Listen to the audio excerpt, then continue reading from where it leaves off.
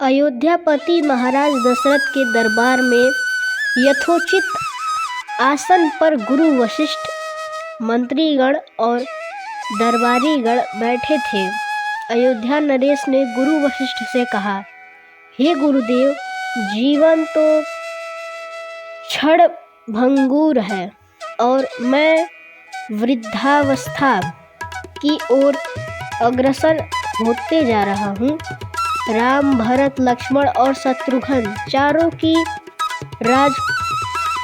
ही राजकुमार अब वयस्क भी हो चुके हैं। मेरी इच्छा है कि इस शरीर को त्यागने से पहले राजकुमारों का विवाह देख लूं।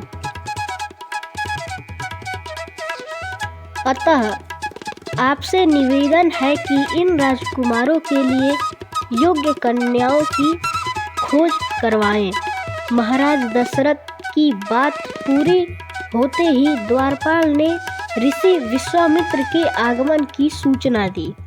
स्वयं राजा दशरथ ने द्वार तक जाकर विश्वामित्र की अभ्यर्थना की और आदर्शपूर्वक अपने दरबार के अंदर ले आए तथा गुरु वशिष्ठ के पास ही आसन देकर उनका यथोचित सत्कार किया।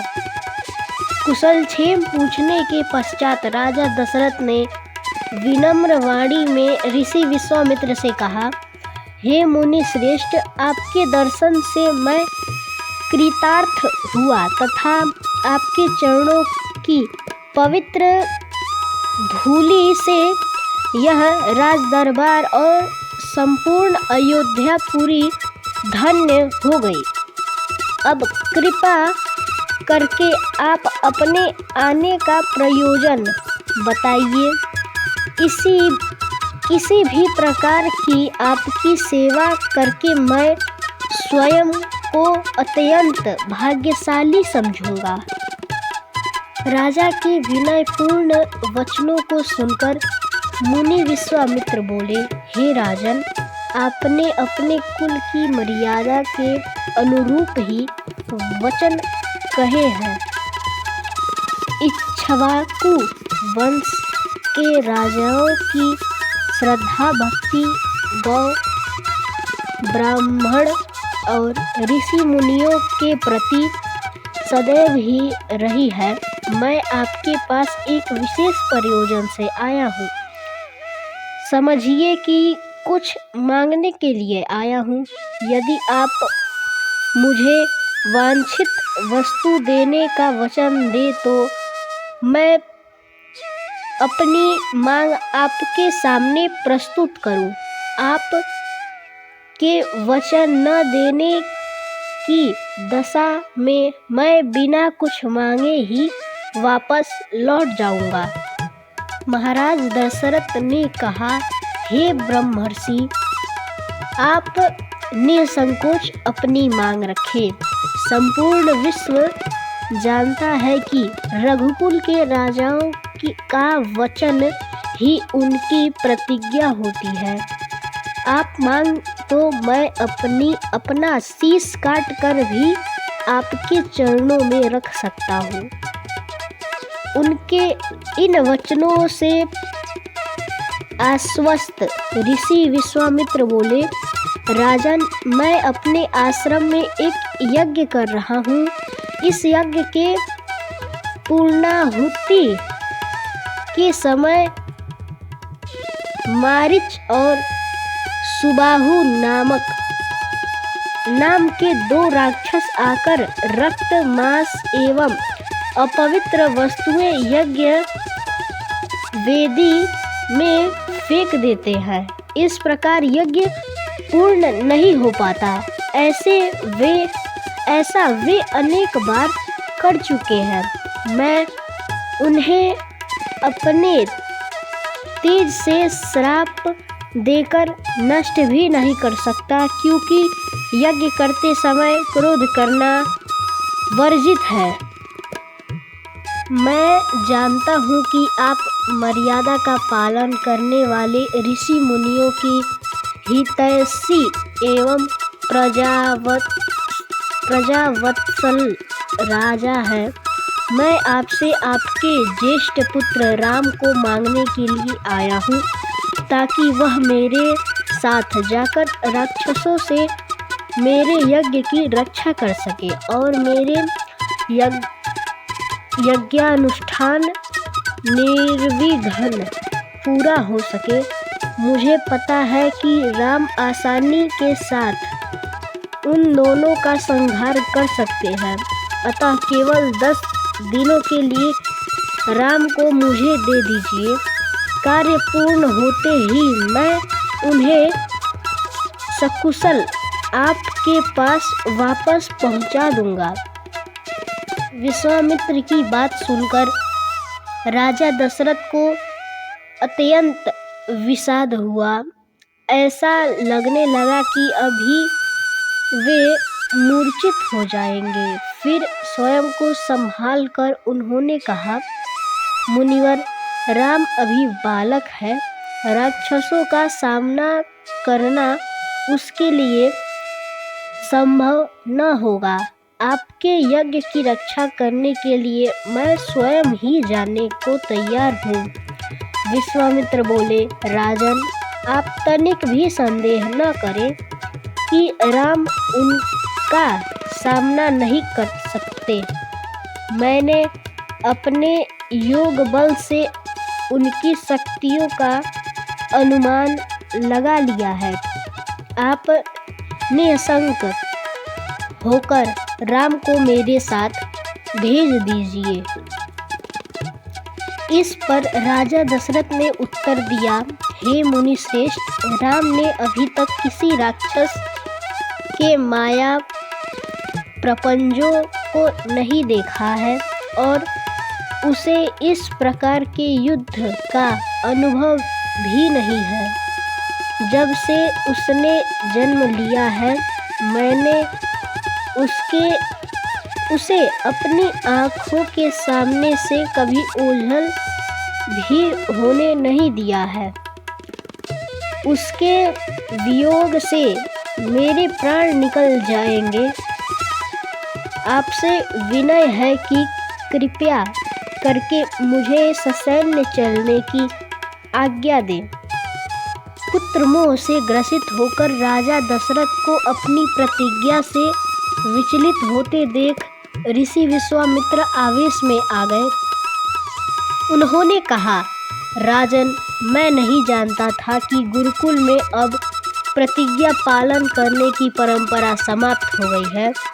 यदि जानता होता तो मैं कदापि नहीं आता। लो, मैं अब चला जाता हूँ। बस बात समाप्त होते होते उनका मुख क्रोध से लाल हो गया। विश्वामित्र को इस प्रकार क्रुद्ध होते देखकर दरबारी एवं मंत्रीगण भयभीत हो गए और किसी प्रकार के अनिष्ट की कल्पना से वे कांप उठे। गुरु वशिष्ठ ने राजा को समझाया, हे राजन, पुत्र के मोह में ग्रसित होकर रघुकुल की मर्यादा, प्रतिज्ञा पालन और सत्यनिष्ठा को कलंकित मत कीजिए। मैं आपको परामर्श देता हूँ कि आप राम के बालक होने की बात को भूलकर एवं निशंक होकर राम को मुनिराज के साथ भेज दीजिए। महामुनि अत्यंत विद्वान, नीति निपुण और अस्त्र शस्त्र के ज्ञाता है। मुनिवर के साथ जाने से राम को किसी प्रकार से भी अहित नहीं हो सकता। उल्टे वे इनके साथ रहकर शस्त्र और शास्त्र विद्याओं में अत्यधिक निपुण हो जाएंगे तथा उनका कल्याण ही होगा। गुरु वशिष्ठ के वचनों से आश्वस्त होकर राजा दशरथ ने राम को बुला भेजा।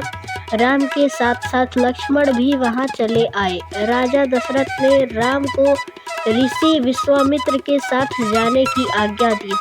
पिता की आज्ञा शिरोधार्य करके राम ने मुनिवर के साथ जाने के लिए तैयार हो जाने पर लक्ष्मण ने भी ऋषि विश्वामित्र के साथ चलने के लिए प्रार्थना की और उनके पिता से भी राम के साथ जाने के लिए अनुमति मांगी।